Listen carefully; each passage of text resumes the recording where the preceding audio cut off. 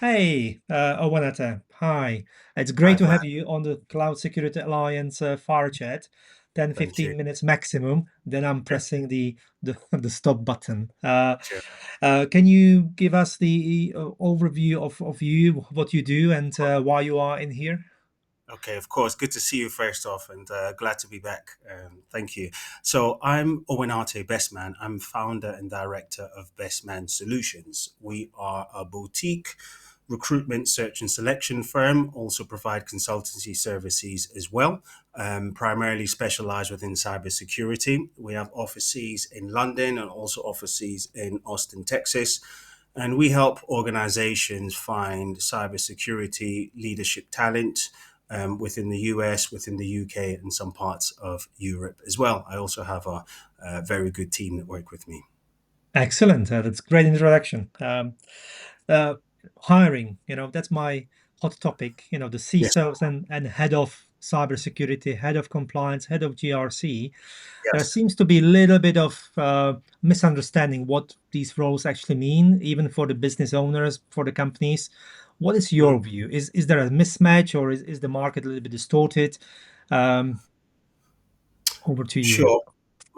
I'm going to take that question a slightly different tangent, probably look at more of the hiring side. For example, when an organization would hire a CISO or when they come to me looking for head of security, and there's a lot of discrepancy in that. If that's okay with you, I'll take it on Yeah. that side of things. Um, First thing I'll say is that not every organization needs a CISO, or some just need a maybe security manager. In fact, there's only I think 8,250 organizations in the UK with over 250 headcounts. So there's a relatively small percentage that would require this kind of security leadership.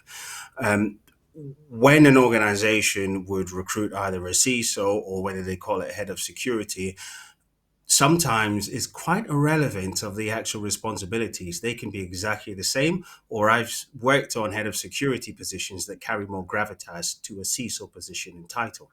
Sometimes it's down to the industry sector. I'll give an example. If sometimes when I work with service organizations like consultancies who provide a service for a business to business organization, they want a CISO within their organization so that they can liaise with the customer CISOs on a peer to peer basis. Hmm. And immediately it becomes not only a game changer differentiator, but it's almost to be expected now, especially with the greater emphasis on third party risk.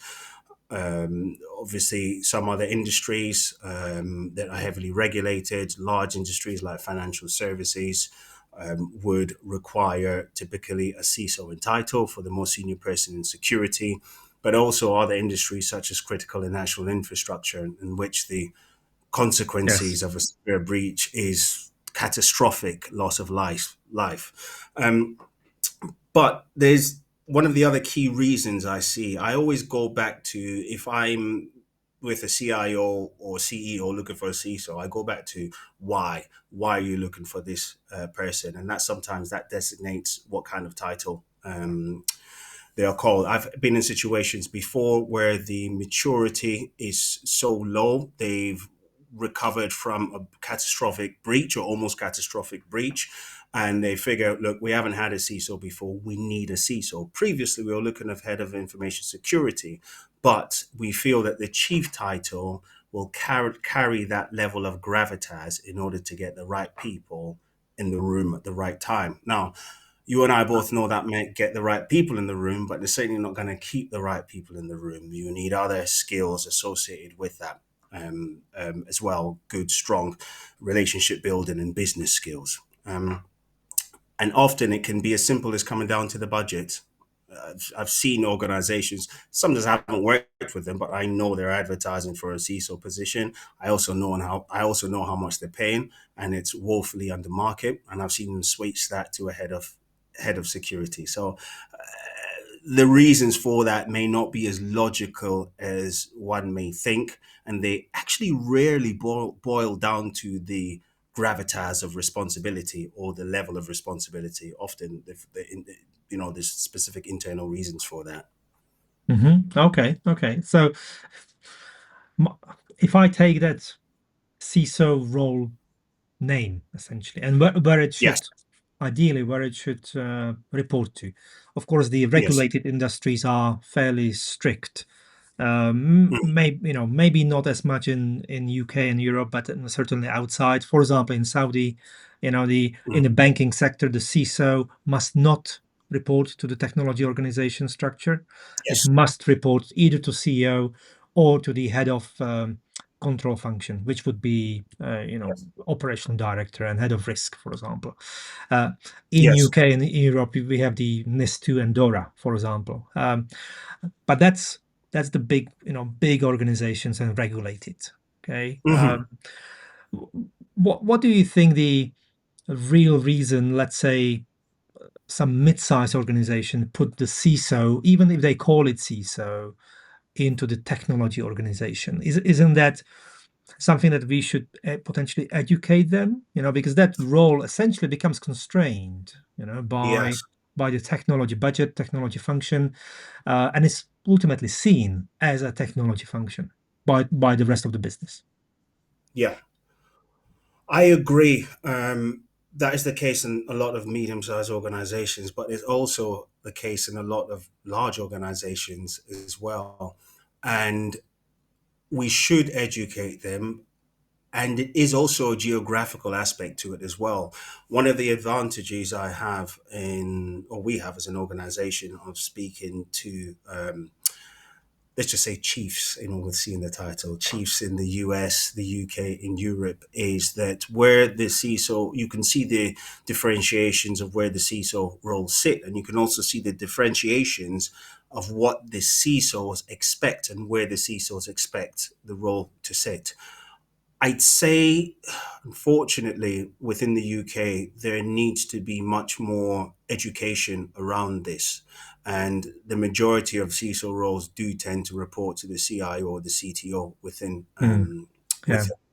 within within the UK. I think statistically, around the globe, 48% of CISO positions report to either the CIO or CTO. We have other locations in Asia, for example, in Singapore and Hong Kong, is 35% of CISOs report to the CEOs. So it's a Mhm. deeply embedded, deeply ingrained um, um, um, educational aspect. But we can see that in the kind of talks that we see. We see that in the events. We see the same events of where should the CISO report to. We see the same articles. We see the same events in regards to how business savvy should the CISO be. So there is a lack of education there, and there's really a lack of embedding within it.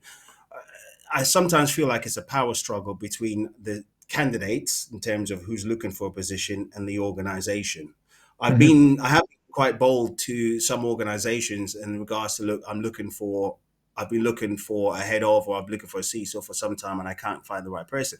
Well, let's see where the role actually sits. Because to many CISOs, it's seen as a conflict of interest. How far away are they from making the real decisions? So I would say the US is actually very advanced in their approach. Most of the CISOs I speak to and place in the US either report directly to the CEO, CFO, the chief risk officer, CFO, so chief financial officer, Mhm. chief risk officer. In fact, that's one of the few nations on the whole in which the CISOs will tell me, don't come to me if you have a position that reports close to IT or the CTO. I'm not interested. Mhm. Whereas it's more accepted Yeah. within the UK. No, that's really good insights. Thank you. Probably final question. We are reaching, almost 10 minutes. Alrighty. When it comes to, let's say, where the CISOs come from in the background, I argue that most, including myself, for example, come from the more technical background. Okay. Mm, Minority, although it's probably improving, is coming from maybe the consulting, business functions, compliance background. Um, how do you think that especially the technical CISOs should mm, improve their, let's say, negotiating, influencing skills? Because if they really want to be called CISO and have that role, they need to be able to sit essentially at the same table as we call it, okay, and mhm. having grown-up discussions with the executive board, CEO, CFO, especially, you know, to influence them on this, on the security decisions, on the risk, and being also good, let's say, counterpart to CIO and CTO, and being able to keep the toe with these executive leadership roles when it comes to influencing and making sure that they don't get swallowed by bureaucracy and machinery of the company. Gotcha. It's a very loaded question. It is a lot, and I'm trying to really make sure I organize it because it's a really good question. So I'm trying to make sure I organize it well. In terms of my response, the first thing is it comes in ebbs and flows across the years how much you appreciate a technical CISO or not. When I first started placing into information security, it was they were saying, it's purely GRC position. We don't necessarily need the technical skills. We've got technical people for that. I think times are changing now. So the good news for the person that comes from the technical background is I think now you are appreciated much more than ever with the implementation Crystal. of AI, with the sophisticated threat actors using AI, with every organization wanting to implement AI safely. So, thumbs up on that aspect. Now, what is always going to be sought after, and the best CISOs I know, and the way I put it is this: the best CISOs I know are not security people working in a business. The best CISOs I know are business people that just happen to be in security.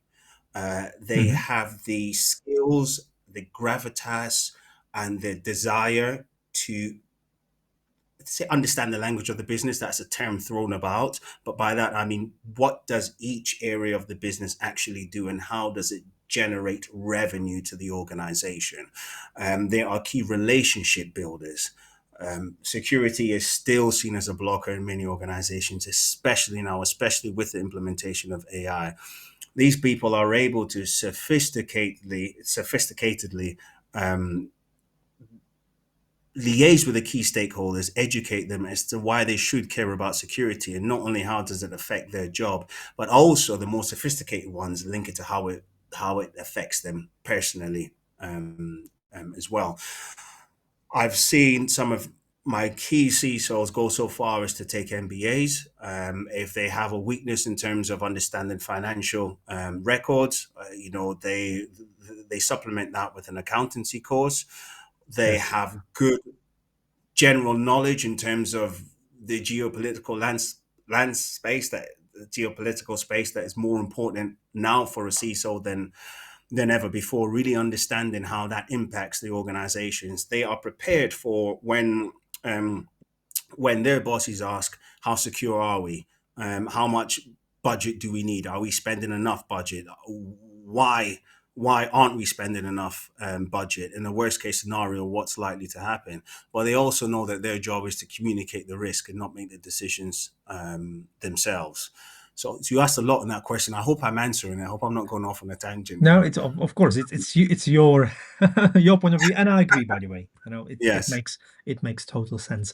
What would be Yeah. one advice before we finish to an aspiring CISO, that wants Mhm. to go into, let's say, mid-size organization, mid-size and up?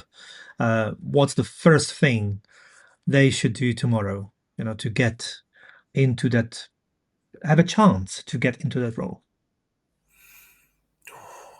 The first thing I think would be two things actually.